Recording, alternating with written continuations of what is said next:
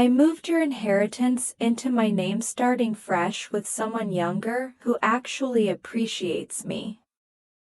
Greg's voice crackled through the phone from whatever beachside paradise he was calling from, followed by that smug laugh. "I'd grown to despise you.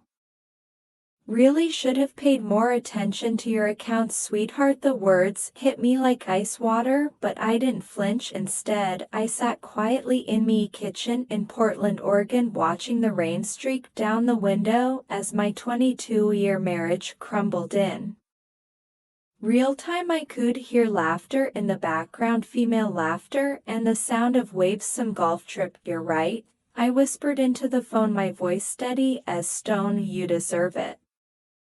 Then I hung up. "My name is Danielle Foster, and I'm 45 years old. I work as a senior accountant for Hollowgate Systems, a mid-size logistics company, and I've spent most of my adult life being methodical, careful, and maybe too trusting, but not today."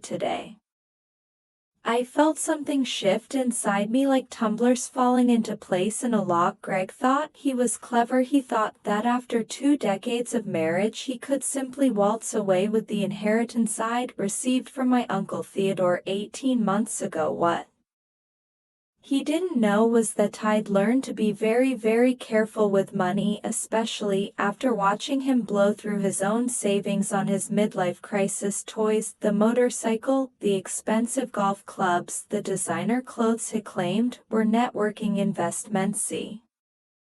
Poured myself a glass of wine and sat back down at my kitchen table, where my laptop was still open to the banking portal I'd been checking when he called. The inheritance, $600,000 plus the family cabin in the mountains, had been my security blanket, my escape plan that I'd hoped I'd never need to use. But Greg's timing was spectacularly poor. What he didn't realize was that Uncle Theodore had been more than just wealth. I'd been paranoid about money, having lost his first fortune to a scheming business partner decades ago. When he'd left everything to me, he'd also left detailed instructions about protecting inherited wealth from predators and opportunists. He'd followed those instructions to the letter. Phone rang again. I glanced at the caller ID and saw Greg's number, but I didn't answer. Let him stew, let him wonder why I'd been so calm, so accepting of his betrayal. He was about to learn that sometimes the quietest person in the room is the most dangerous. Outside, the rain kept falling, and I allowed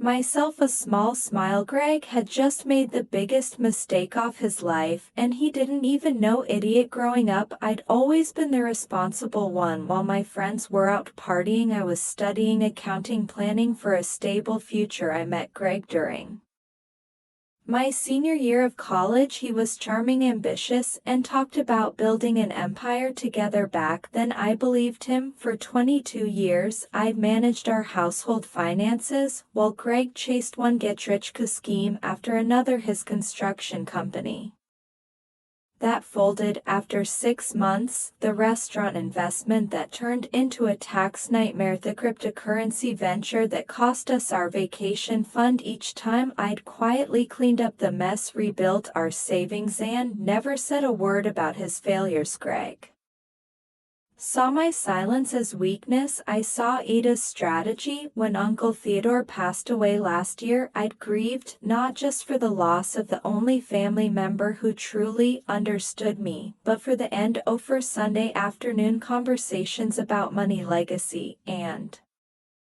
the importance of protecting what you've earned. Theodore had built his wealth twice, once in his 30s only to lose it all to a business partner's betrayal, and again in his 50s with the hard-won wisdom of experience. Danielle, he told me during one of our last visits, his weathered hands wrapped around a cup of coffee. Trust is earned daily, but lost in an instant. Protect yourself, even from the people you love. Mosty nodded politely, then thinking he was being overly cautious. Now I understood been giving me a roadmap after receiving the inheritance. Had spent weeks meeting with Theodore's financial advisor, a sharp woman named Patricia Wells, who specialized in inheritance protection. Together we'd structured everything through Gravora Group Private Banking, a firm that catered to clients who valued discretion and security above all else. The accounts weren't just protected by passwords, they were wrapped in layers of fraud detection, legal safeguards, and authorization protocols that required multiple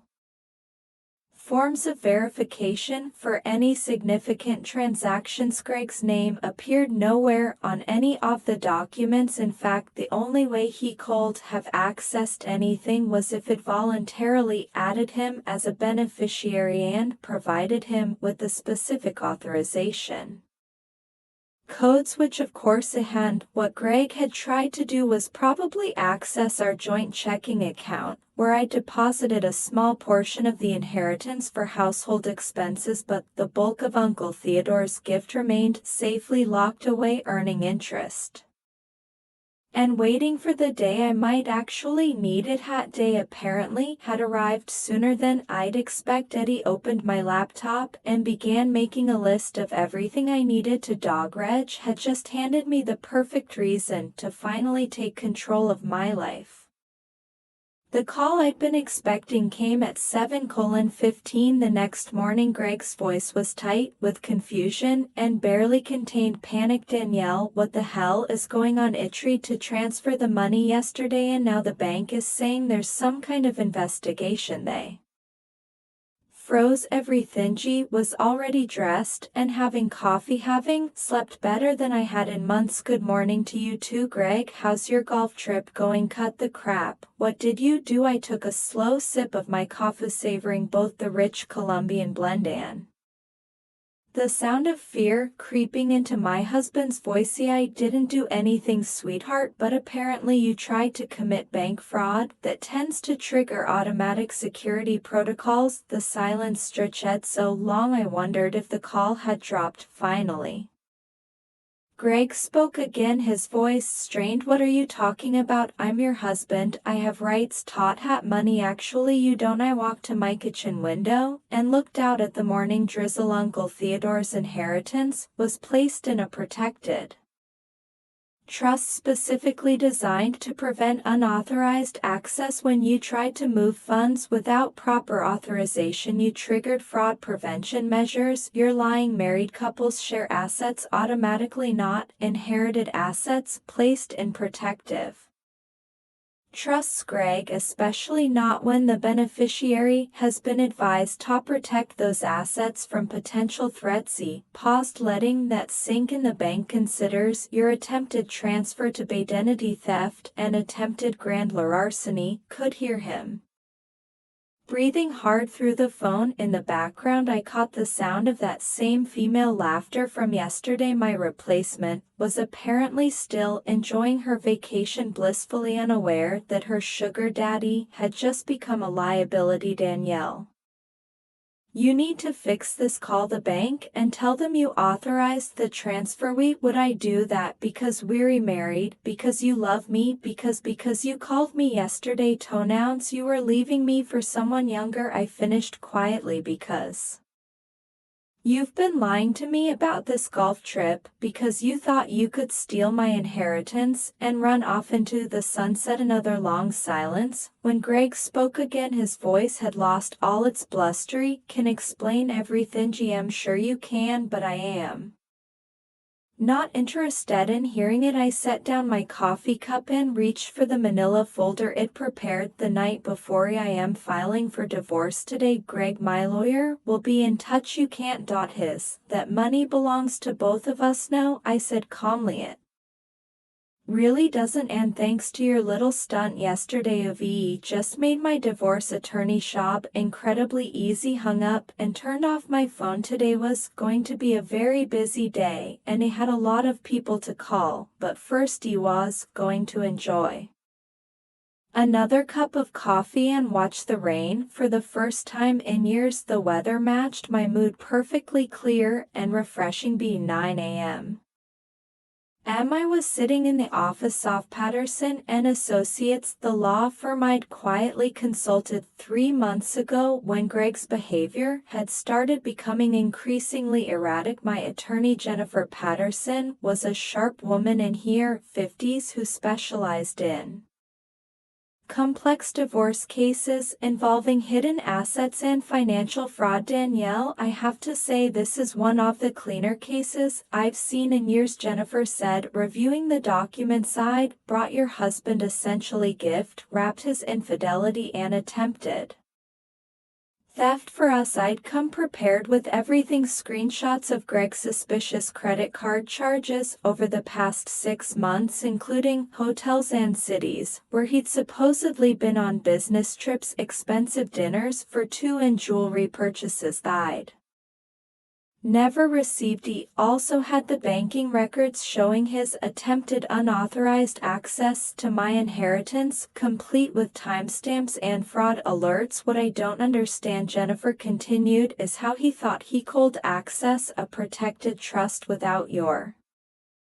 authorization. Codici pulled out my phone and showed her a series of text messages from 6 months ago. Been asking me about my banking passwords, claiming he wanted to help organize our finances. I always gave him vague answers, but I think he's been watching me enter information when it hot. He wasn't paying attention. The truth was more calculated than fate. I'd suspected Greg was planning something for months. The late-night phone calls he claimed were work-related, sudden interest in our financial accounts, the way he'd started asking seemingly innocent questions about Uncle Theodore's inheritance and where exactly the money was being held. I'd started setting traps.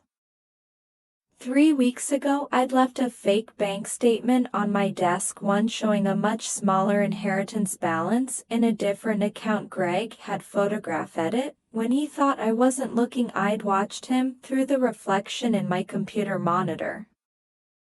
His fingers flying ash captured the account numbers and routing information. Yesterday's attempted theft had been his move against the wrong account entirely. There's something else, I told Jennifer, pulling out a manila envelope. Greg's been transferring money out for joint accounts for months, small amounts, nothing that would trigger automatic alerts, but it adds up to almost $15,000. Jennifer's eyebrows shot up as she reviewed the documentation. Where was the money going? Gone account I never seen before. I hired a private investigator last month to look into it. I slid another document across her desk. Turns out Greg opened a secret account 8 months ago. The money was being used to fund his affair, hotel rooms, trips, gifts for his girlfriend. And you have proof of the affair? I nodded toward my phone. The investigator followed him to Phoenix last weekend. Photos, video, credit card receipts. His golf trip is actually a romantic getaway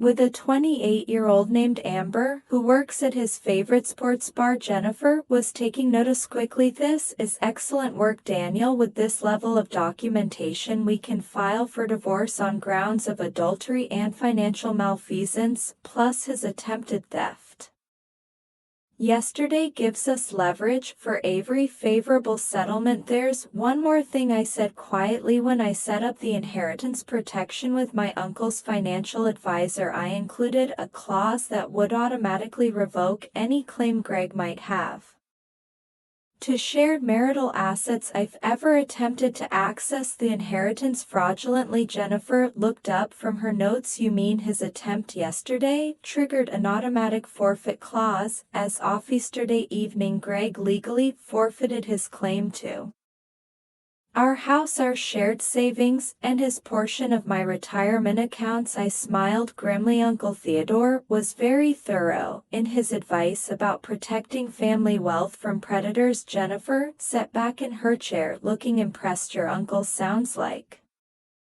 He was a very wise man, he was, and he taught me that sometimes the best defense is preparation. The call from Patricia Wellsat Gravora Group Private Banking came at 11:00 a.m. Just as I was leaving Jennifer's office. Patricia's voice was professionally calm, but I could hear satisfaction underneath her. Foster has been calling our offices repeatedly since 8 this morning. She said seems to be under the impression that they can resolve this situation by speaking to a supervisor. And what have you told him that any investigation into attempted unauthorized access to protected accounts must be handled through proper legal channels? We've also informed him that his actions have triggered automatic security protocols that cannot be reversed without court intervention. Smiled as I walked to my car. What exactly does that mean for him? Well, the attempted transfer has been reported to federal banking authorities as suspicious activity. Additionally, his social security number has been flagged in our system as a potential threat to account security. Any future attempts to access accounts linked to the trust will result in immediate law enforcement notification. These was even better than I'd hoped. Uncle Theodore's paranoid security measures were turning out to be a gift that kept giving. There's something else, Patricia continued. When we were reviewing the incident, we discovered that Mr. Foster had been making inquiries about your accounts for several months. He called our offices in February, claiming to be our financial advisor and requesting account information. My hands tightened on the steering wheel, did what our staff followed protocol and refused to provide any information, but we have records of multiple calls and one in-person visit, where he attempted to present himself as your representative. At the time we simply logged it as suspicious activity, but given yesterday's events it establishes a clear pattern of premeditation. He pulled into a parking space and sat in me car, processing this information. Greg hadn't just been planning to steal from. He'd been actively scheming for months, trying to find ways to access money that wasn't his. Patricia, I need you to document everything. My attorney will want copies of all communication logs, security reports, and any evidence if his attempts to access the accounts already prepared. She said, efficient. Lyle, have everything couriered to your lawyer's office. Within the hour after hanging up, I sat in my car for several minutes, watching office workers hurry through the drizzle. 22 years of marriage and I was discovering that my husband was essentially a stranger that Greg had fallen in love with in college. Would never have attempted something so calculating and cruel, or maybe he would have, and I'd just been too trusting to see it. Me phone buzzed with a text message from an unknown number. This is Amber. Greg told me what you did to him. You're a vindictive hodoisant, deserve a man like him. He's never been happier than he is with me. I stared at the message for a moment, then typed back, tell Greg that when he gets arrested for bank fraud he'll have plenty of time to think about how happy you make him. The response came immediately, what arrest? I didn't treply. Instead, I forwarded the text to Jennifer with a note, evidence of ongoing affair and contact information for the other woman. Then I drove to my office at Hollowgate Systems. Had work to do, and maintaining my normal routine would be important in the days ahead. My colleagues didn't need talk know that my personal life was imploding, at least not yet, but as I walked into the building I felt lighter than I had in months. Greg had been planning his escape for months, thinking he was orchestrating the perfect betrayal. What he didn't realize was that he'd walked straight into a trap that Uncle Theodore had designed specifically for men exactly like him. The knock on my office door at Hollowgate Systems came just before lunch. My supervisor, David Walsh, poked his head in with a concerned expression. Danielle, there are two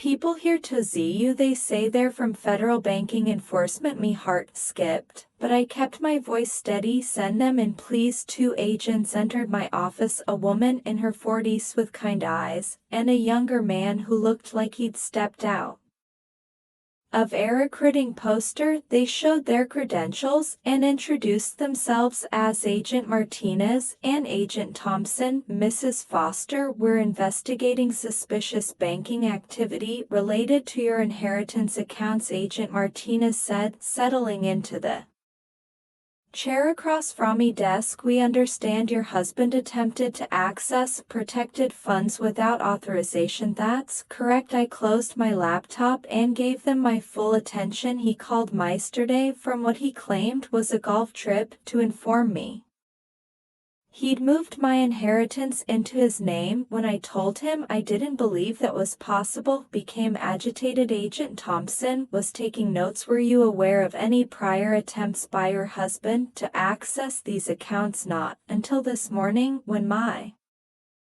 banking representative informed me there had been previous inquiries. Apparently he'd been calling the bank for months claiming to be my financial advisor. I paused, choosing my words carefully. Ishold mentioned that I'm filing for divorce. My attorney has documentation of financial irregularities in our joint accounts as well. The agents exchanged glances. Agent Martinez leaned forward. Ms. Foster, we need you to understand that what your husband attempted was just a civil matter between spouses. Attempting to access federally protected inheritance trusts through fraudulent means is a serious crime. How serious? Bank fraud charges could result in up to 20 years in federal prison and substantial fines. Agent Thompson said quietly, especially when there's evidence of premeditation and ongoing deception. Felt a cold satisfaction settle in. Micast Greg thought he was stealing my money and running off with his girlfriend. Instead, he'd potentially destroyed his entire future. What happens next? ISKED will need you to come in and give a formal statement. We'll also need access to any communications you have with your husband regarding the inheritance and any documentation of suspicious financial activity. Agent Martinez handed me a business card. Your banking institution has been very cooperative in providing evidence of the attempted access. After the agents left, I sat alone in my office, staring out the window at the Portland skyline. Part of me felt guilty for not warning Greg about how thoroughly protected the inheritance was, but then I remembered his phone call yesterday, the smugness in his voice, the casual cruelty of announcing his betrayal, the laughter of another woman in the background. Greg had made his choice. He'd chosen to see my patience as weakness, my trust as stupidity, and my love as something he could exploit and discard. My phone rang. Greg's number again. This time I answered. Danielle, please, you have to help. Met here are federal agents asking questions. This has gone too far, has it? I asked quietly. I made a mistake, okay? I get scared about our future, about money, and I panicked. But we can fix this. We can work it out. Greg, you didn't make a mistake. You planned this for months. You opened secret accounts. You lied about business trips. You've been stealing from our joint savings to fund your affair, and you attempted to commit federal bank fraud. My voice was calm, almost conversational. The only thing you didn't plan for was getting caught. What do you want from me? What will it take to make this go away? Nothing, I said. There's nothing you can do to make this go away. You did this to yourself then. I hung up and went to lunch. The news that Greg had been arrested came 3 days later through a call from Agent Martinez. Was at home preparing dinner for one and actually enjoying the quiet when my phone rang. Mrs. Foster, I wanted to inform you that we've taken your husband into custody on charges of attempted bank fraud, identity theft, and violation of federal banking regulations. He set down my wooden spoon and leaned against the kitchen counter. Where was he arrested? Phoenix. He was attempting to board a flight to Costa Rica with his companion when airport security detained him. Agent Martinez's voice carried a note of satisfaction. Apparently fleeing the country while under federal investigation isn't advisable. After hanging up, I poured myself a glass of wine and called Jennifer Patterson with the update. She was delighted with the news, explaining that Greg's arrest would expedite our divorce proceedings. Significantly, a spouse in federal custody for financial crimes pretty much eliminates any claim he might have had to marital assets, she said. Plus, his attempted flight from the country suggests consciousness of guilt. That evening, I received a series of increasingly frantic voicemails from Amber, Greg's girlfriend. The first was angry, accusing me of destroying a Goodman out of spite. By the third message, her tone had shifted to pleading, asking if there was anything I could do to help Greg. I deleted them all without responding. The next morning, my doorbell rang. A courier delivered a thick envelope containing documents from Gravora Group Private Banking. Patricia Wells had included a handwritten note. All security protocols have been reset. Your inheritance remains fully protected and has continued earning interest throughout this ordeal. Your uncle would be proud. I smiled, thinking about Uncle Theodore's warnings about predators and opportunists. He'd been absolutely right, and his preparations had saved me from losing everything to a man who'd never deserved my trust in the first place. 6 weeks later,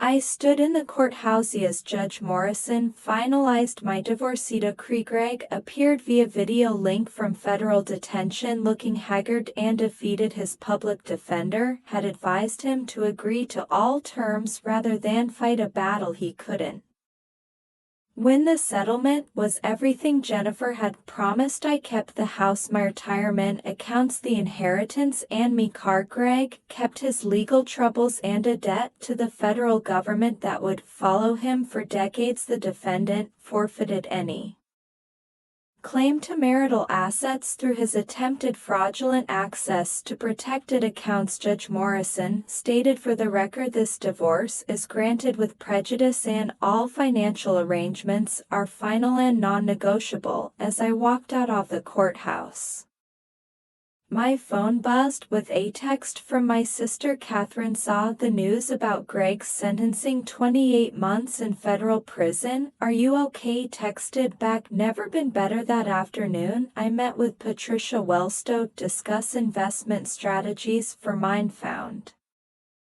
financial freedom. The inheritance, combined with my half of our previous shared assets, gave me enough security to consider early retirement or perhaps starting my own accounting practice. Your uncle included a letter to be given to you after any legal proceedings involving the inheritance were resolved, Patricia said, handing May a sealed envelope. Inside, Uncle Theodore's familiar handwriting offered his final advice. Danielle, if you're reading this, it means someone tried to take what wasn't theirs. I hope my preparations served you well. Remember that the greatest wealth is peace of mind, and you've earned yours. Build something beautiful with what remains. I folded the letter carefully and put it in my purse. Uncle Theodore had given me more than money. He'd given me the tools to recognize my own worth and the strength to protect it. The future stretched ahead, full of possibilities that were entirely mine to choose. As I drove home that evening, I reflected on the strange journey that had brought me here, from trusting wife to empowered woman in just a